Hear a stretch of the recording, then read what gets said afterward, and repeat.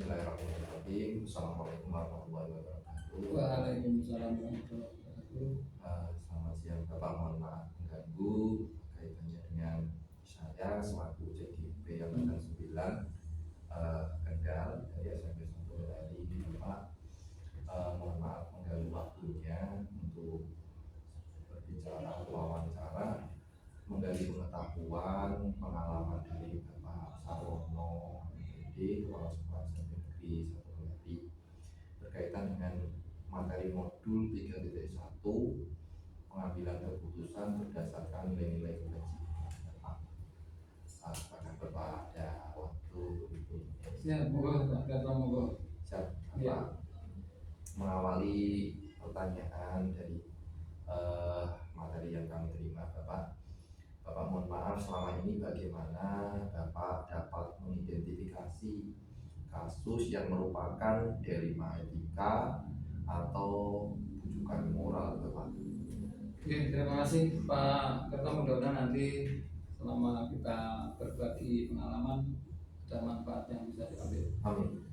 Yang pertama, untuk mengenali kasus itu kan memang perlu identifikasi sehingga kita tahu persis masalahnya termasuk rujukan moral atau dilema etika. Nah, saya berpedoman pada dua hal. Yang pertama bahwa sekolah ini adalah institusi moral. Nah, wujud dari institusi moral itu berupa aturan-aturan sekolah. Ya, yang terkait dengan moral-moral yang apa yang akan ditegakkan sekolah ini yang pertama. Selain itu, yang kedua alatnya adalah kita harus memahami betul terkait dengan nilai-nilai universal. Jadi kalau sekolah itu bentuknya aturan, maka nilai-nilai moral yang ada di kebijakan di universal secara umum itu menjadi pembanding, menjadi ukuran sehingga kita menentukan apakah ini hanya sekadar etika yang benar ataukah ini yang salah terkait dengan rujukan moral tadi itu. Maka sekali lagi untuk yang pertama ini saya menggunakan dua ukuran itu, jadi sekolah sebagai sebuah institusi moral, dan yang kedua nilai-nilai kebijakan moral sebagai alat untuk mengidentifikasi, untuk mengenali apakah masuk ke dilema etika maupun ke rujukan moral. Ini Pak. Oke, Bapak, terima kasih. Terkait dengan pemertahanan institusi moral, ini bagian daripada sebuah perjuangan karena sekolah adalah institusi yang memupuk dan mengembangkan moralitas, juga bagian daripada untuk itu pemertahanan nilai-nilai yang sifatnya universal sebagai bentuk kebaikan. Terima kasih Bapak ini. Untuk menunjang pemahaman saya selanjutnya, saya memohon Bapak untuk membantu saya dalam pertanyaan selama ini, bagaimana Bapak menjalankan pengambilan keputusan di sekolah Bapak, itu terutama untuk kasus-kasus di mana ada dua kepentingan yang sama, yaitu sama-sama benar atau sama-sama mengandung nilai kebajikan Bapak. Ya, terima kasih.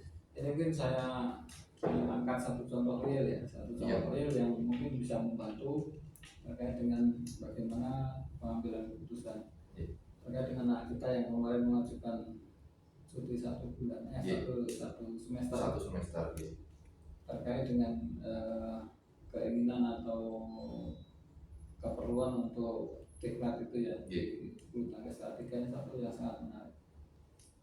Yang pertama dari kasus itu kan tadi saya maksud kan identifikasi masalah. Jelas ini masuk ke kategori dilema etika. Karena apa?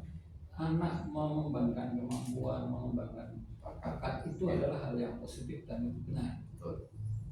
Sementara sekolah juga punya aturan, punya tuntutan bahwa anak itu ya harus hadir di sekolah dengan hadir di sekolah sekian persen dari masa yang ada kehadiran. Ini juga benar. Nah, dari masalah ini setelah kita identifikasi, kami kemarin kan kemudian melengkapi melengkapi data-data. Dari mana kita melengkapi data? Ya kita belajar dari sekolah lain. Saya sering sampaikan kalau di categori 2 itu ada yang diambil di pusat pelatihan terkait dengan takro. Nggih. Kalau di Mental 2 itu ada kasus piano yang mendunia itu bahkan tidak hanya 1 semester 1 tahun itu, ya kan. Kemudian kalau di mungkin Mental 2 itu ada tangan kalau tidak salah. Nah, dari data-data yang kasus yang sama seperti ini, kemudian yang ketiga langkahnya komunikasi. Kemarin kan orang tua kesini kan kami tidak langsung kemudian memberikan keputusan, tidak bisa bu atau bisa bu, tidak seperti itu. Kami komunikasi dengan siapa? Pertama dengan orang tua dulu. Bu, nanti tidak seperti ini akibatnya pripun. Kalau nanti di sana prestasinya ada bagus terus pripun gitu. Nah, setelah itu kami komunikasi juga dengan pengawas dan sebelum mengambil keputusan. Kami komunikasi bahwa intinya pengawas dalam hal ini sebagai representasi dinas itu mewajibkan dalam tanda petik anak harus difasilitasi.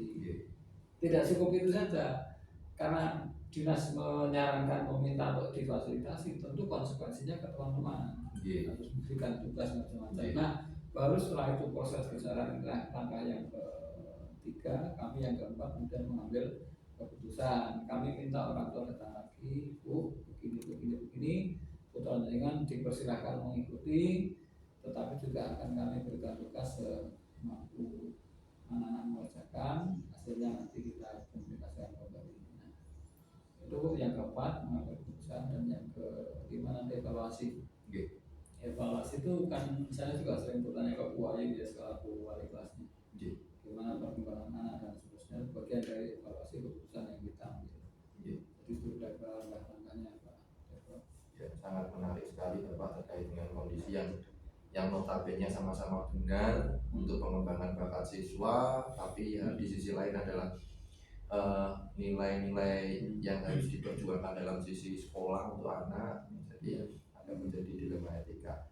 Terima kasih Bapak. Kemudian langkah-langkah yang diambil luar biasa. Untuk itu Bapak, secara prosedur seperti apa yang bisa Bapak lakukan selama ini untuk prosesi ini, pemantauan barangkali atau bagaimana dengan teman-teman? Secara prinsip hampir sama dengan yang pertanyaan tadi ya. Itu prosedur yang biasa saya lakukan, atau yang mungkin banyak teman-teman juga lakukan yang lain. Tetapi begini, ketika ada masalah itu kan kita kembali untuk mengenali betul masalahnya. Mana-mana yang masalah masuk ke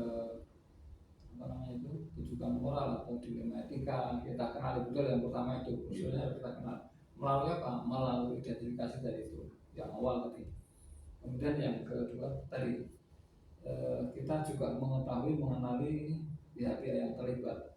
Karena tidak hanya siswa, tidak hanya guru, kasus tadi ya contohnya ya, tidak hanya guru, tidak hanya orang tua, tapi bahkan dinas juga harus tahu. Ini kan kita harus kenal mana yang terlibat. Kemudian fakta-fakta yang relevan juga kita mendapatkan. Tadi saya matur, misalnya di sekolah kasusnya berbeda, tetapi sama, tetapi dalam hal yang berbeda. Kalau kita bulu tangkis sana renang, sana makro dan sebagainya itu. Nah, kemudian setelah mengenali dan fakta-faktanya, kita coba menguji betul pengalaman-pengalamannya. Nah, ini kita setelah diberi tugas bagaimana perkembangannya, kan memang pelatihan di sana juga berat sekali. Selain itu juga kita harus tahu betul dampaknya ke anak. Nah, ini peran dari kualitas juga sangat penting. Ketika sekolah mengambil kebijakan, dipersilakan untuk ikut itu. Anak-anak kan bisa jadikan timbul ngeri, iri, enak apa sekolah orangnya kena, dan seterusnya kan. Nah, kemudian kita lagi triangulasi data ya. Tadi kan kita sudah dapat banyak fakta, datanya kita tambah dari anak, bagaimana dari orang tua, bagaimana dari dinas, bagaimana. Nah, kemudian keputusan diambil tadi itu kan. Kalau tadi yang langkah yang keempat yang sebelumnya tadi mengambil keputusan, kemudian refleksi terhadap keputusan itu tadi. Kalau di atas yang menyebutkan mengevaluasi, sekarang merefleksi. Jadi nanti akan kita ambil keputusan apa, kita refleksi setelah 1 semester nanti. Saatnya khususnya kenaikan kelas. Ini khusus kasus tadi ya. Contoh untuk memudahkan kita memberikan ilustrasinya begitu. Terkait dengan kasus-kasus. Terima kasih Bapak. Kemudian ini saya sehingga terinspirasi beberapa hal.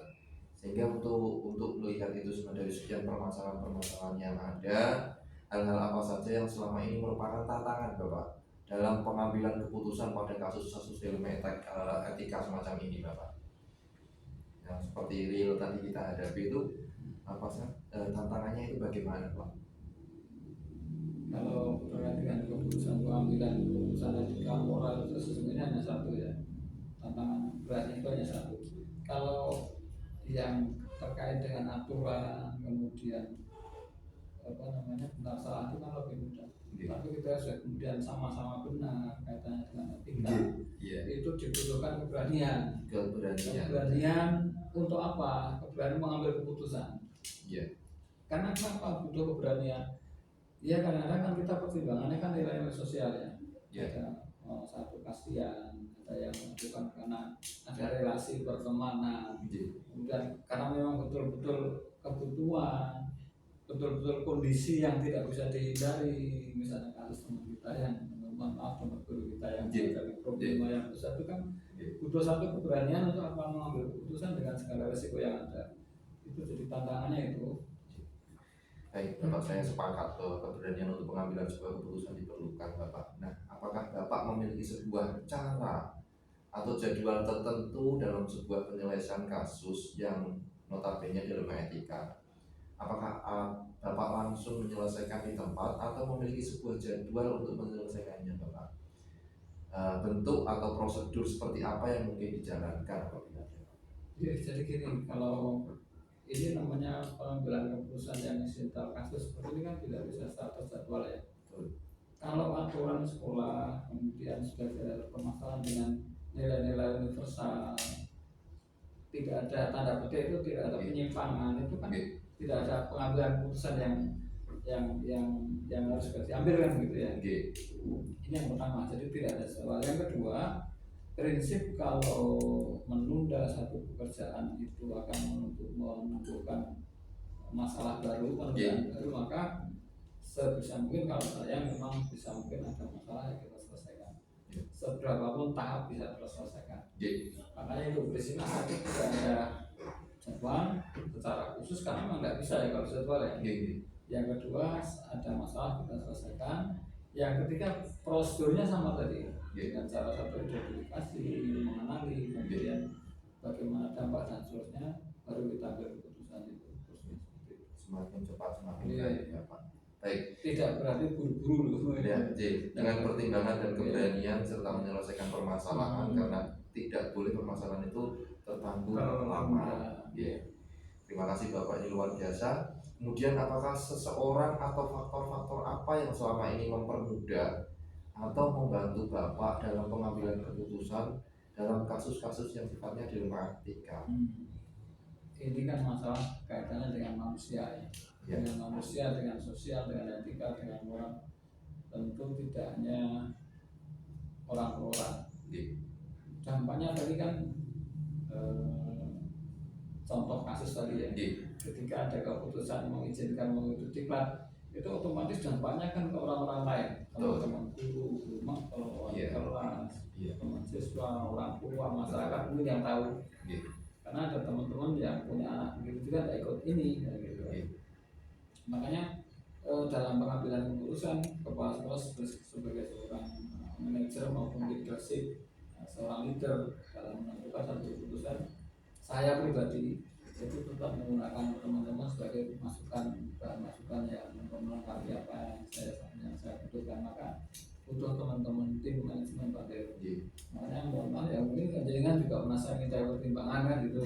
Jadi saya tidak bisa kemudian karena saya punya hak untuk menjadi seorang leader manajerial di sekolah, saya tanpa mempedulikan atau mengesampingkan teman-teman mengambil keputusan itu rasanya kok kayak tidak pernah.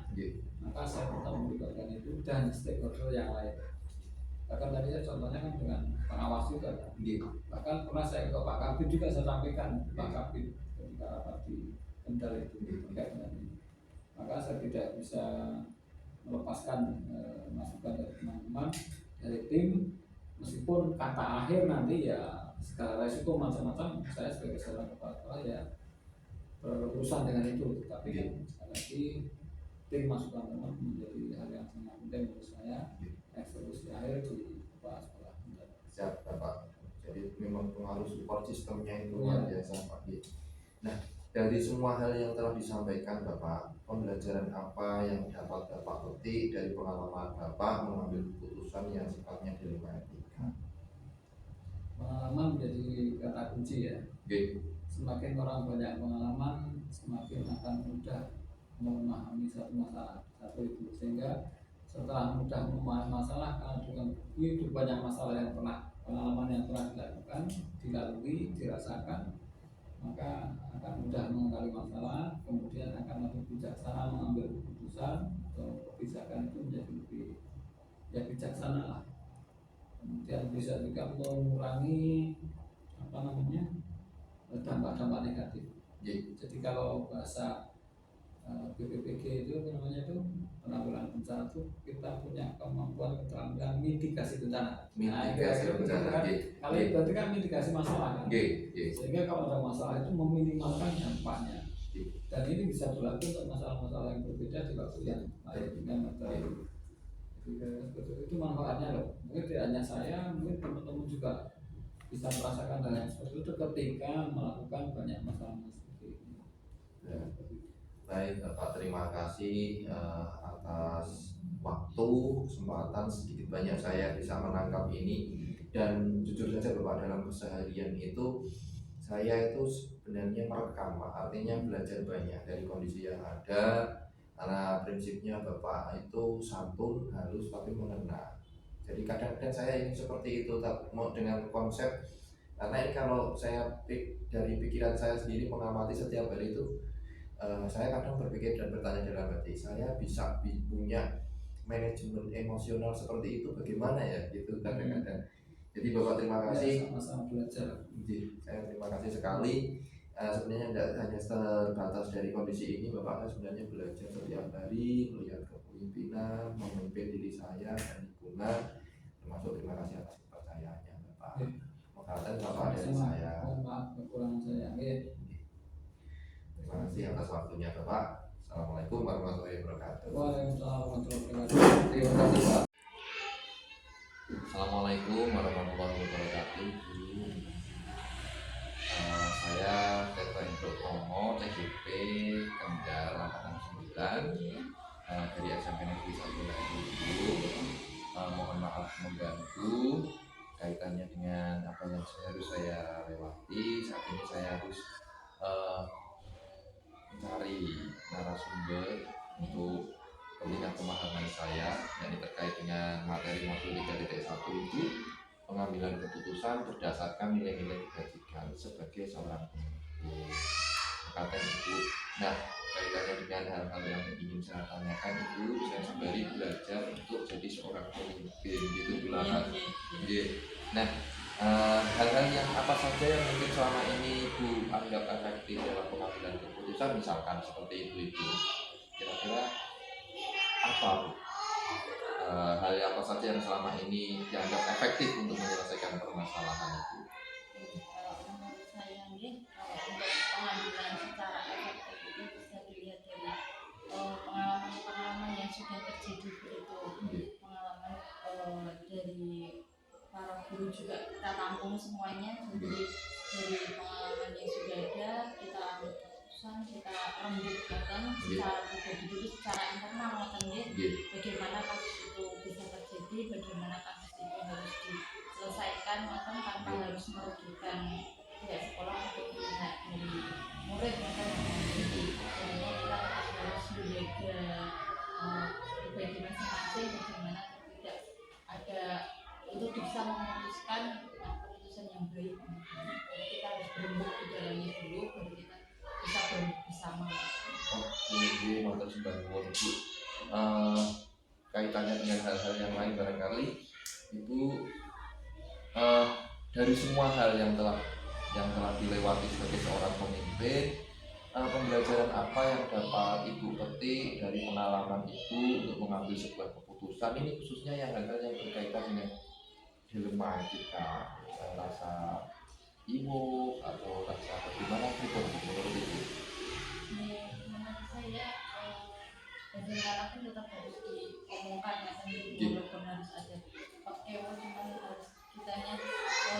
benar-benar menjaga tata bicara Oke. omongan kita, perlakuan juga harus diperhatikan bagaimana caranya untuk bisa berkata dengan baik, menyampaikan sesuatu itu bisa mudah dipahami oleh pihak lawan. Oke. Matur suwun nuwun, mengatakan itu mohon maaf karena mengganggu waktunya. Semua yang sudah disampaikan akan sangat membantu saya ke depan dalam hal pengambilan keputusan berdasarkan nilai-nilai kebajikan seperti itu. Mengatakan itu terima kasih. Mohon maaf mengganggu dari saya mengucapkan assalamualaikum warahmatullahi wabarakatuh.